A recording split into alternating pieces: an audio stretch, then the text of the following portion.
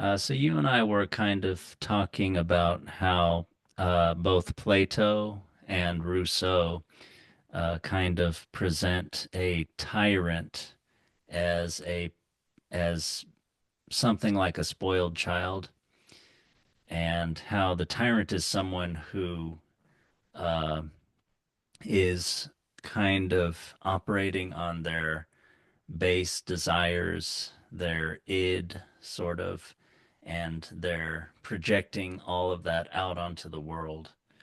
And so it's their desires, their lusts, and these things kind of increase as they get fed or as they get fulfilled. And the wise person, on the other hand, with Plato, is more a balanced, contained person, a controlled person who's well managed, who has all the parts of himself fed kind of so that he's not fed properly, so that he's not out of control, and he's not sort of starving either, I guess. So we read this little passage of Rousseau's where he is comparing the sort of spoiled child tyrant and his pupil, he says, or the ideal pupil that he has given the ideal kind of education, preserving uh, Emile from the the corrupting influence of society. And I thought we'd just read these two long paragraphs, contrasting these two, and kind of talk about the difference between these two types of people. What a contrast for someone who has been restricted to the bosom of his family and friends, where he has seen himself the sole object of all their attentions, to enter suddenly into an order of things where he counts for so little, to find himself, as it were, drowned in an alien sphere, he who for so long was the center of his own sphere. So here he's presenting uh, this characterization of a boy who has been raised, kind of praised in the center of his family's bosom, and he has always kind of been satisfied by other people in that way. How many affronts, how many humiliations must he absorb before losing, amid strangers, the prejudices of his importance which were acquired and nourished amidst his own relatives? As a child, everything gave way to him. We could talk about that, like in helicopter and bulldozer parenting nowadays. And everything around him was eager to serve him. As a young man, he must give way to everyone. Or, for the little he forgets himself and keeps his old ways, how many hard lessons are going to make him come back to himself? The habit of easily getting the objects of his desires leads him to desire much and makes him sense continual privations. Everything that pleases him tempts him. Everything others have, he wants to have. He covets everything. He is envious of everyone. He would want to dominate everywhere. Vanity gnaws at him. The ardor of unbridled desires inflames his young heart. Jealousy and hate are born along with them. All the devouring passions take flight at the same time. He brings their agitation into the tumult of society. He brings it back with him every night. He comes home discontented with himself and others. He goes to sleep full of countless vain projects, troubled by countless whims. And even in his dreams his pride paints the chimerical goods, desire for which torments him, and which he will never in his life possess. This is your pupil. Let us see mine. Yeah, I really like his writing. So this is now Rousseau's pupil Emile, the ideal pupil that he has raised with a kind of ideal education.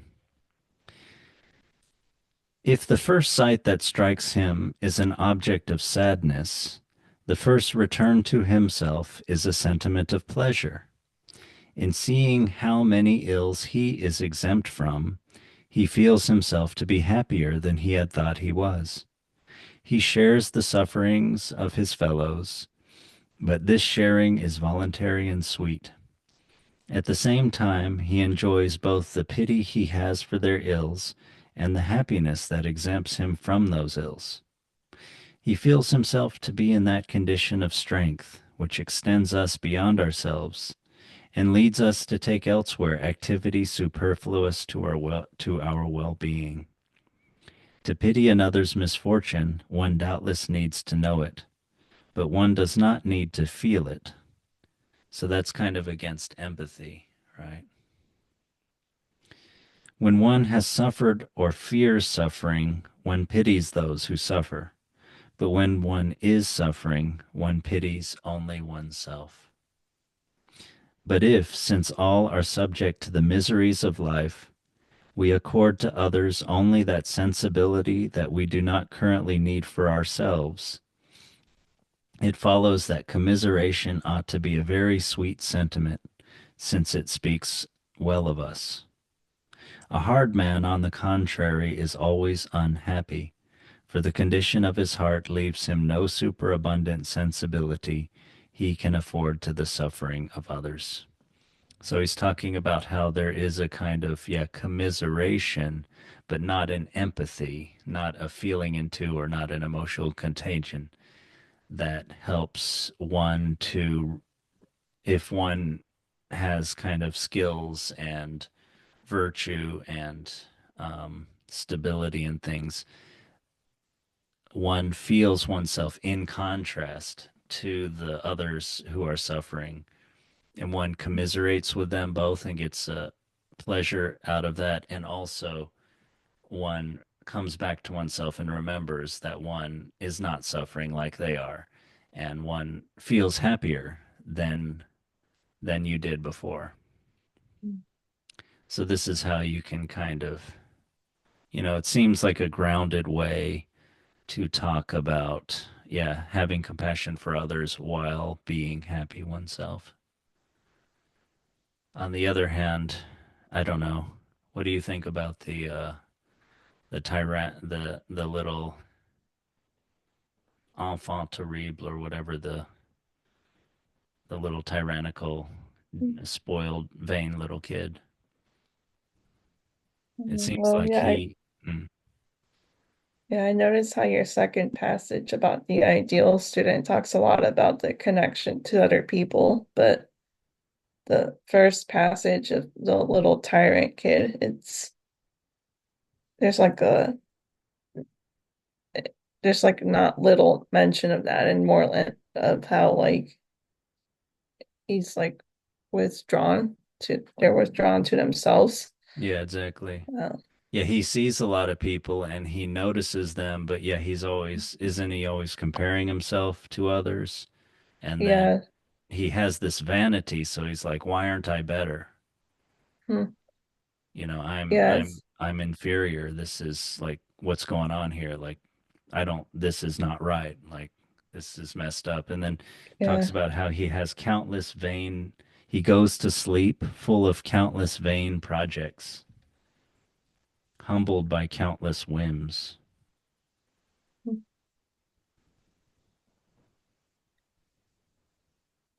Oh, what were you Yeah, gonna it say? sounds Yeah, it sounds like there's just no peace or contentedness Yeah. there. Yeah.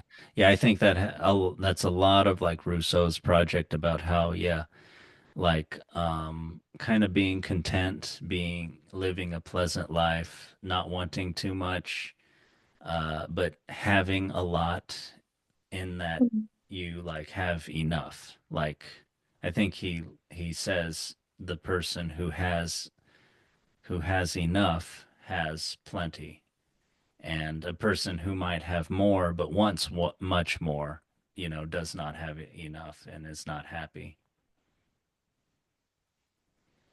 Yeah, any other thoughts about the differences between these two? Yeah, just like in the first one, like I mentioned about the lack of connection, just people just seeming to be in the background or kind of insignificant in their life. And so just either that or kind of what you mentioned, them trying to like be better. So there's either that or just this kind of hierarchical kind of preoccupation with like What do you mean of like maintaining. him wanting to be better than them because he's Yeah, been like praised so much? yeah, so like wanting some sort of status or something over other people. Um, Yeah. Yeah, sometimes you hear this talk on the internet too of like people of older people never having been praised. I think it may be even more so amongst immigrant families. They've like never been praised by their parents in their whole life. I mm, don't know if people tend to complain about that very much, but maybe younger people will sometimes complain about not being praised enough. mm, Or certainly there are some people that believe you should do that a lot mm, with kids. mm, What do you think about that? This certainly is saying, yeah, you don't want them to be vain. They might end up, in mental mm. turmoil and always wanting to be praised when they leave the home. Um, well, I don't know. I would think just like most things, there just needs to be a you just need to be reasonable about it with not overdoing praise for just like anything a Maybe, child yeah, does. reasonable praise, Yeah. like praise that fits their level Yeah. of skill. Yeah. I Yeah. think the important point is, yeah, for him not to become vain, Yeah. not to later expect it, and then, yeah, when they go out into the world.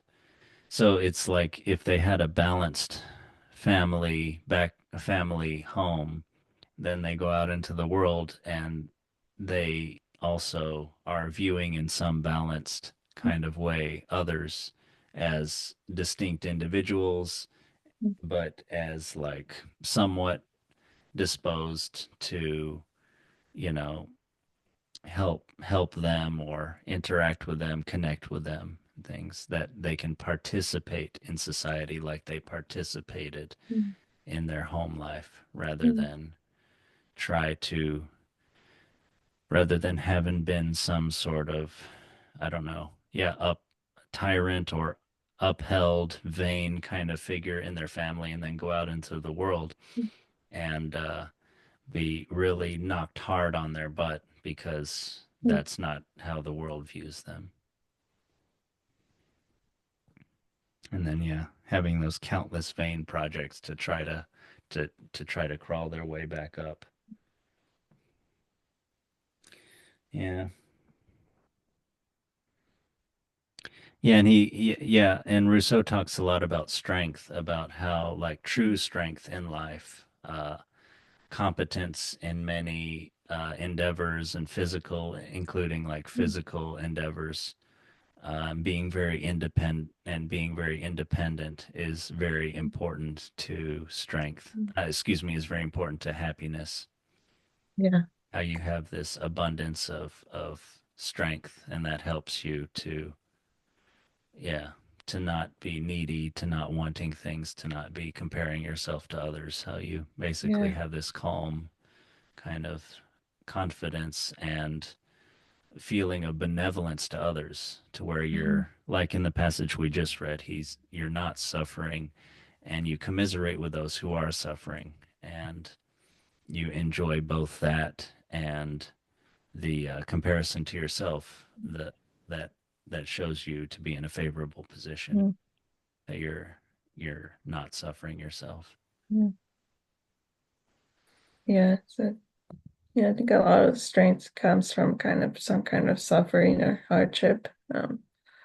But maybe kind of like the first passage kind of implies the little tyrant kid kind of gets a lot of those things taken away or by the parents, like removed, maybe. But I don't Yeah, know if that's there's right. anything about that on there. Well, I yeah, think we there did. was. Yeah.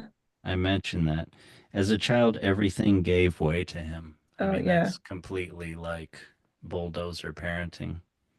Hmm. Everything around him was eager to serve him. And yeah, that's vanity. As a young man, he must give way to everyone. So yeah, it's there's a stark contrast between the way he was raised and what he's about to Hmm. experience when he leaves the home. Yeah. Do you have any knowledge of this bulldozer parenting, or have you? Well, I'm more familiar with helicopter parents, but I haven't really heard much of bulldozer. Is that kind of the same thing, or No, is it I think different? it's like an advancement, a development on helicopter parenting. So helicopter parenting is like they're hovering all the time. The parents are hovering all the time Hmm. to try to make sure that they reduce the hardship of the kid as much as possible. So the kid falls down there right there to pick him back up. Are you okay?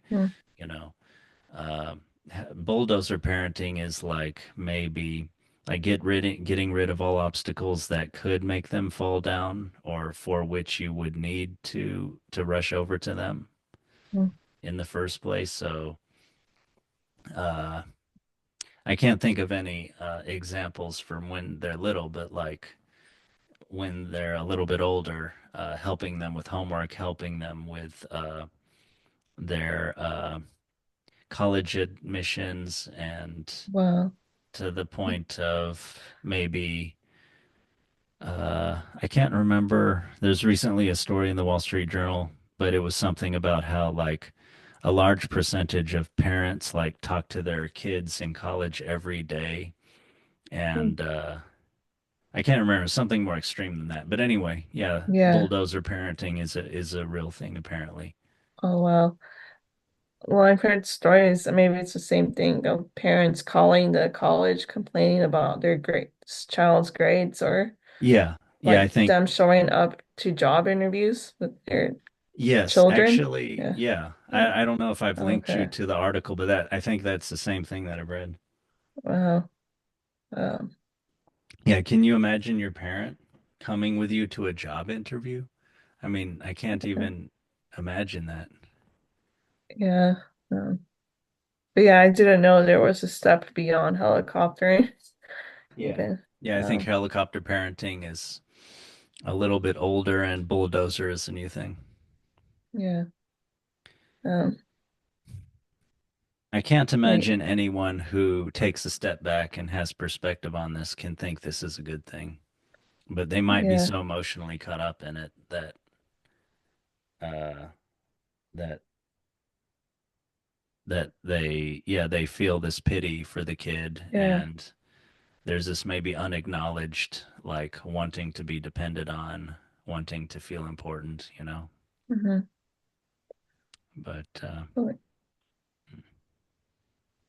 Yeah, I could see how it creates a tyrant child because the tyrant child is given this false sense that life is easy that and that there isn't and that yeah, it'll always go as they want it. So then the moment something difficult comes up that when they grow up, they it's like I imagine like very mentally difficult to comprehend or even understand right, yeah. And why they'd that be a little is. bit like And that first boy in the passage. yeah, and then like of course that would lead to the turmoil and the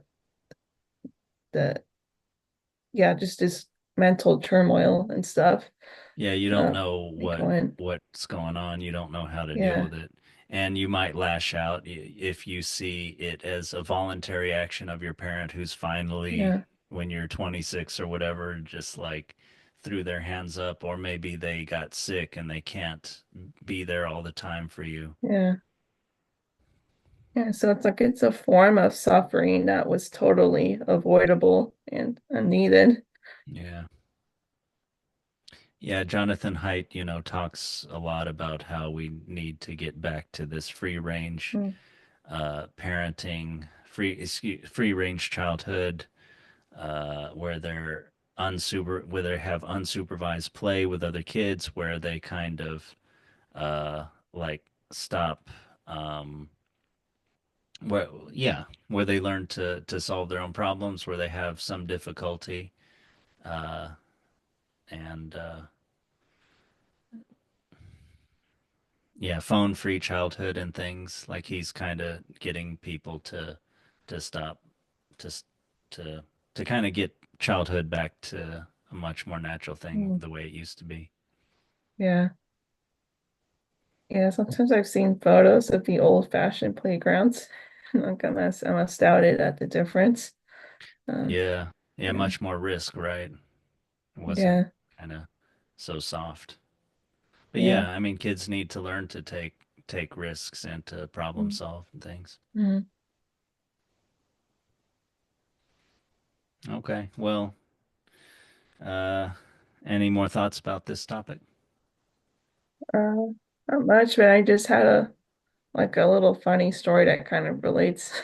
I Yeah, was sure. showing my people at my work like a travel show on a region in France called Burgundy, and apparently that region is what really helped France get its reputation for good wine, Hmm. because that region, I guess, really specializes in that.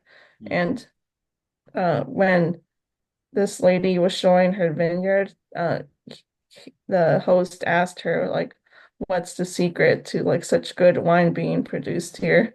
And she said that the soil here is poor in nutrients, and that adversity makes the grapes kind of strong because they have to really suffer a lot to just grow, and then that's what makes the wine good and Oh, wow. special. Yeah, Yeah, that's great. yeah. Yeah, I've even heard there is a theory I think put forth by David Sinclair, who's like a longevity, scientist, and I think hormesis, something like that.